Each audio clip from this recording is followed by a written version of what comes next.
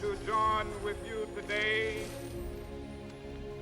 in what will go down in history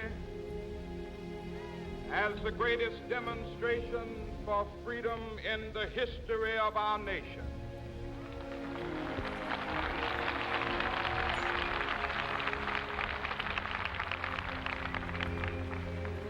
Fourscore years ago, a great American in whose symbolic shadow we stand today signed the Emancipation Proclamation. This momentous decree came as a great beacon light of hope to millions of Negro slaves who had been seared in the flames of withering injustice. Came as a joyous daybreak to end the long night of their captivity. But 100 years later, the Negro still is not free. 100 years later, the life of the Negro is still sadly crippled by the manacles of segregation and the chains of discrimination. 100 years later, the Negro lives on a lonely island of poverty in the midst of a vast ocean of material prosperity. 100 years later,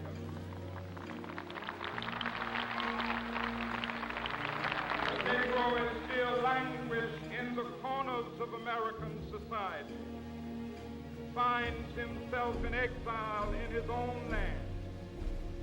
So we've come here today to dramatize a shameful condition. In a sense, we've come to our nation's capital to cash a check.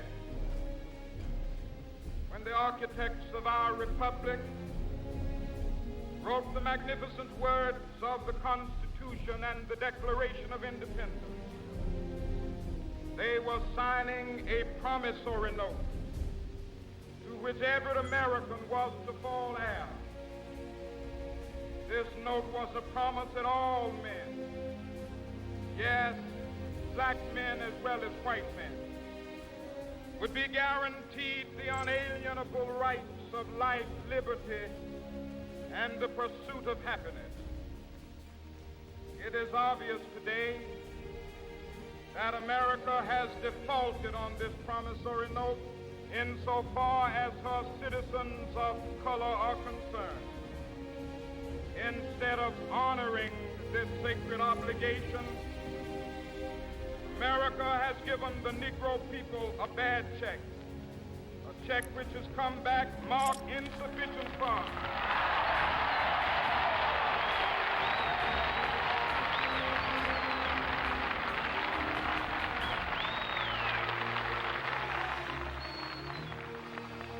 But we refuse to believe that the Bank of Justice is bankrupt. We refuse to believe that there are insufficient funds in the great vaults of opportunity of this nation. So we've come to cash this check, a check that will give us upon demand the riches of freedom and the security of justice.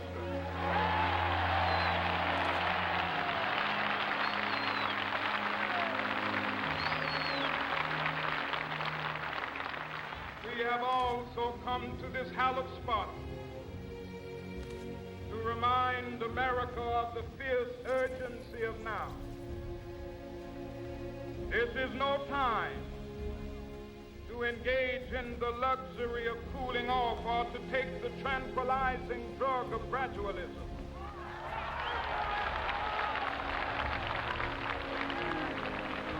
Now is the time to make real the promises of democracy. Now is the time to rise from the dark and desolate valley of segregation to the sunlit path of racial justice. Now is the time to lift our nation from the quicksands of racial injustice to the solid rock of brotherhood. Now is the time. Make justice a reality for all of God's children. It would be fatal for the nation to overlook the urgency of the moment. This sweltering summit of the Negro's legitimate discontent will not pass until there is an invigorating autumn of freedom and equality. 1963 is not an end, but a beginning. Those who hope that the Negro needed to blow off steam and will now be content will have a rude awakening if the nation returns to business as usual.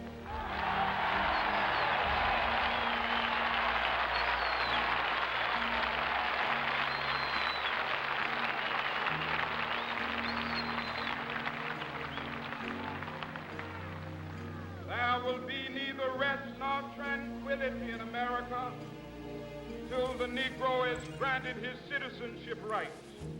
The whirlwinds of revolt will continue to shake the foundations of our nation until the bright day of justice emerges.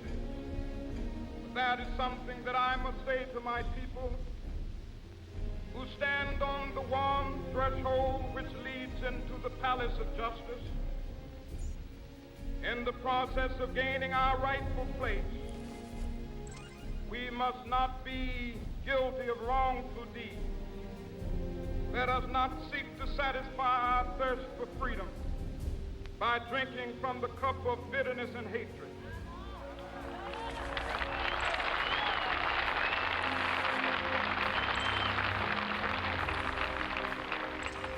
We must forever conduct our struggle on the high plane of dignity and discipline. We must not allow our creative protests to degenerate into physical violence. Again and again, we must rise to the majestic heights of meeting physical force with soul force. The marvelous new militancy which has engulfed the Negro community must not lead us to a distrust of all white people.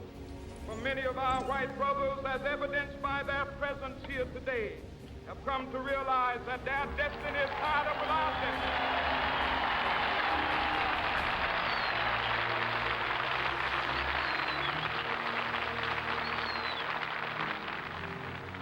They have come to realize that their freedom is inextricably bound to our freedom. We cannot walk alone.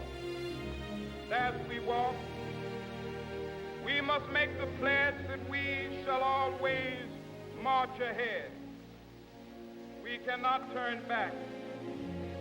There are those who are asking the devotees of civil rights, when will you be satisfied? We can never be satisfied as long as the Negro is the victim of the unspeakable horrors of police brutality. We can never be satisfied as long as our body is heavy with the fatigue of travel.